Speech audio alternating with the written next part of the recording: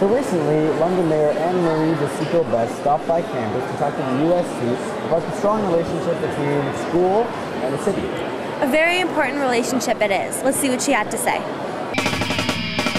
And I would say that our city would not be the great city that it is if we did not have the university, the affiliated colleges, and Fanshawe College.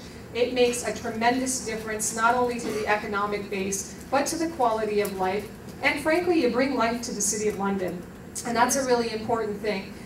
We are trying to do more and more to keep our students, however, here even after they're finished their university or college experience. There are a number of initiatives that we try to take to try to promote a lot of the, I guess I would say, the harmony about what it is to be a student in our community, in particular for those that are first years. And this is something that I know with our student council here, and Stephen has done a great job already in trying to set the pace. But with all of our student councils, we're trying to work closer together to try to deal with some of the issues long before they become problems within the city. The last thing that we want is to continue to see a negative reputation on the front page of the paper. The vast majority, like 99.9% of all the students that are here never create a single issue. But the small minority that do create problems, unfortunately, taint the reputation for everyone.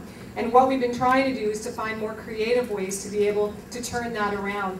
And I have to commend all the student councils, because for a number of years now we've had them down at City Hall, and it's our way of trying to strengthen that relationship that I spoke about.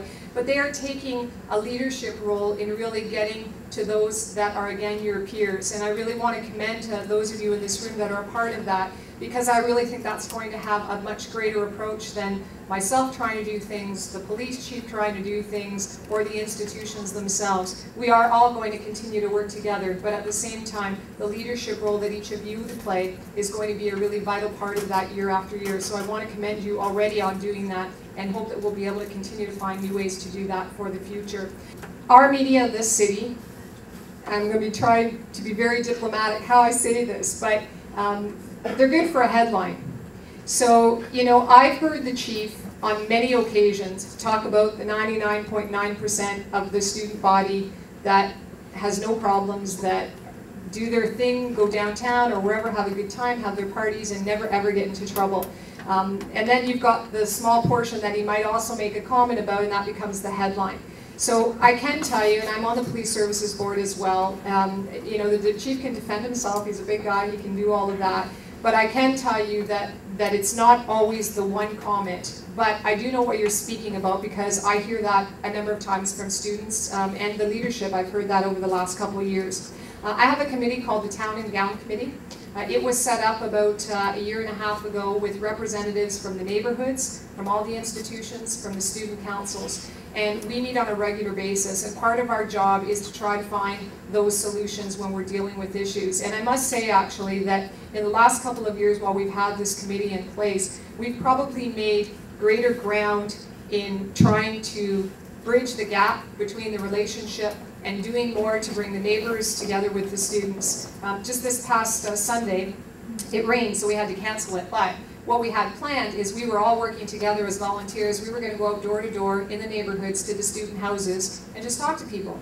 And the neighbors were going to join us. I was going to be there. There was going to be representatives of the student council and what have you. And it was about saying, you know what, we're really happy that you're here. And you are a very vibrant part of what makes London great. And I've said that 1,000 times and will always believe that, because we would not be the city that we are today without all of you here. No question about that. Not just because of the economic base, but because there's a certain vibrancy that comes with having students and young people within your community.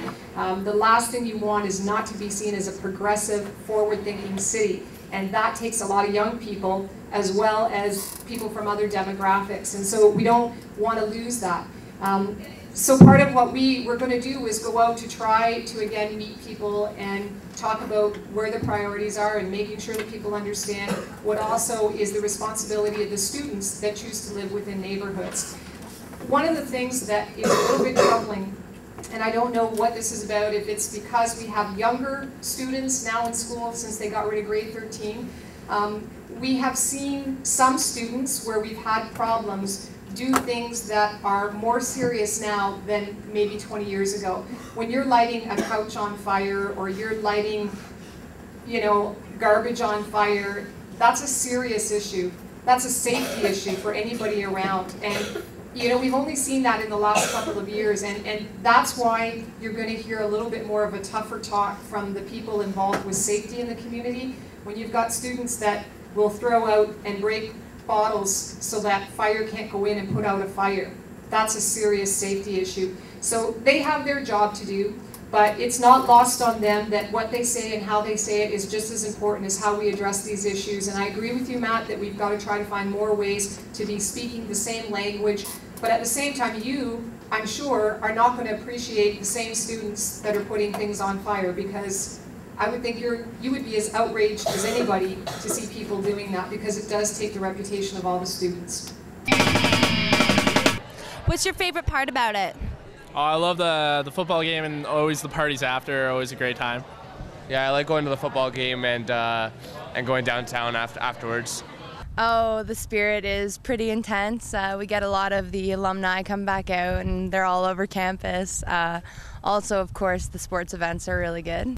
I don't know much about it, but I'd say just essentially school spirit brings everyone together. Yeah, that's about it. I absolutely think that the football game is my favorite part. To see so many Western students come out to support an event, to support a Western team, is just an incredible experience. So, football game for me. The bacon and beer bonanza, the one in the wave. Pretty excited about that, I guess. The energy, seeing everybody coming back, all the alumni, and everyone's in purple, and everyone just goes really crazy, and I don't know. It's a lot of pride that you didn't get back in places like high school where nobody cared about school. It's nice to see the people like give a crap out here. If any. I don't really care. I'm going to homecoming because it's always a great time. The game's always really exciting, so I'll be there. Nice. I'm going to homecoming because I like to tailgate. Everyone likes to tailgate. Everyone comes out, everyone, you know, just gets stoked, and you go to the football game and then you go out after, and it's just a wild, like, 16 hours. Well, honestly, my favorite part, I used to work at homecoming at the gate, and it'd be raining and it'd be like 0 degrees almost, and people would show up and guys would show up in tight underwear. Oh no. Painted in purple to show their pride, and honestly, I never seen that anywhere else.